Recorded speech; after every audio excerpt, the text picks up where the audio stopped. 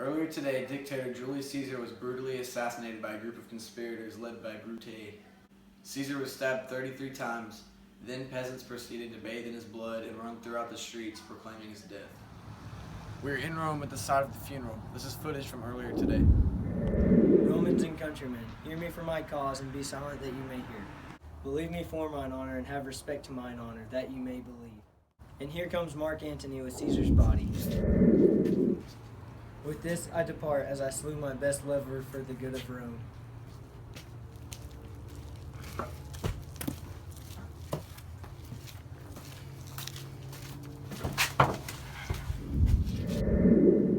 Live, Brutus! Live! Live! Let him be Caesar! My countrymen, Peace! Silence! Brutus speaks! good countrymen, let me depart alone, and for my sake, stay here with Mark Antony. Stay, ho, and let us hear Mark Antony. For Brutus' sake, I am beholding to you. What does he say of Brutus? Caesar was a tyrant. You gentle Romans, Peace, ho, let us hear him. friends, Romans, countrymen, lend me your ears. Come to bury Caesar, not to praise him. The evil men does live after them. That good is often turd. Bear with me. My heart is in the coffin there with Caesar. Now let's pause till come back to me. Methinks there is much reason in his sayings. There's not a nobler man in Rome than Antony. That was live footage from the funeral earlier. Now, back to our anchor. In Brutus's speech following Caesar's death earlier today, he assured the crowd that it was for the greater good of the people. He did not kill Caesar just for his own power, but for the greater good of Rome and for the Roman people. He knew that Caesar would enslave the Romans, and they did not see this. Brutus proceeded to tell the people of Rome how valiant of a man Caesar was and how great of a warrior he was. At the end of his speech, he asked if anyone disagreed. No one disagreed. The crowd seemed very pleased with Brutus's speech. Here is footage from the crowd's reaction of Brutus's speech earlier today. Yeah. Good speech, Brutus. Good speech. Now, let's kill another one! Not yet, plebeian. We're going back into the town to interview some plebeians on their thoughts about Brutus's speech. Due to the crowd, other anchor died. Hey, plebeian! I found our first plebeian to interview. What did you think of Brutus' speech, and did you like it? I think Brutus' speech was great, and that he's a very honorable man and deserves to be the leader of Rome. Thank you for your response. You're welcome. I found a second plebeian. Hey, plebeian! I interview you. What do you think of Brutus' speech? I think Brutus is a very brave man for having the guts to go kill the leader of Rome for the greater good of the people.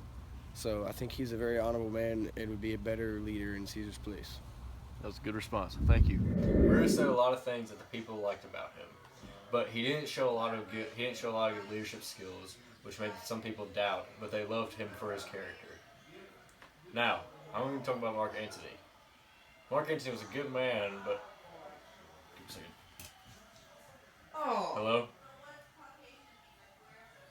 Yes? Dead? Who? Cinna. Wait, Cinna the poet? Plebeians?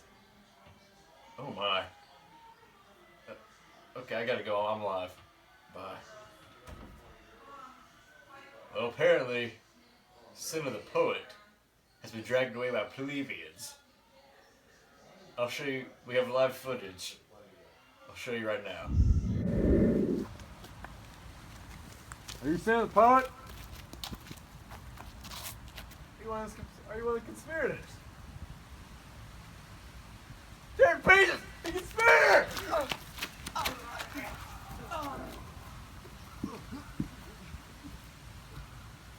Let's go.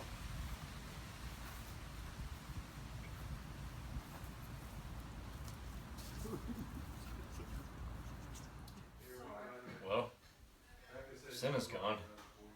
Those plebeians are crazy. back to Antony's speech. Antony was a very powerful man in his speech. He moved everybody by his words. When he asked if he wanted to put the will, people were like, wait, a will? And nobody knew what he was talking about. So, as he said, you ready to shed tears? Are we prepared to shed tears because this is going to be hard?